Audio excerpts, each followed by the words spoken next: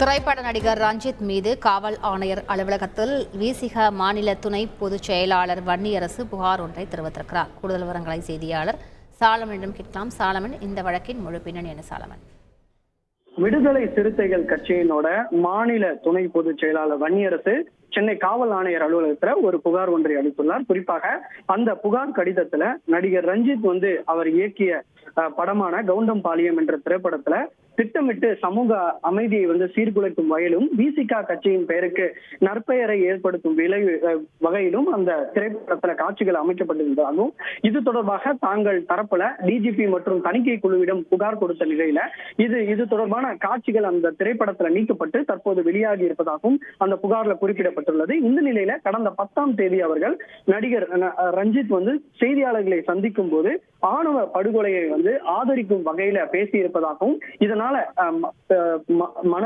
அமைதியை கெடுக்கும் வகையிலும் இது மட்டுமின்றி சமூக அமைதியை சீர்குலைக்கும் வகையிலும் இந்த அவரது கருத்துக்கள் அமைந்திருப்பதாக கூறி தற்போது அவர் மீது தகுந்த நடவடிக்கை எடுக்க வேண்டும் என விடுதலை சிறுத்தைகள் கட்சி சார்பில் சென்னை காவல் ஆணையர் அலுவலகத்துல ஒரு புகார் கடிதமானது கொடுக்கப்பட்டுள்ளது. குறிப்பாக JCIS சந்தித்து இந்த புகார் கடிதமானது கொடுக்கப்பட்டிருப்பதாக அவர் தரப்புல தெரிவிக்கப்பட்டுள்ளது.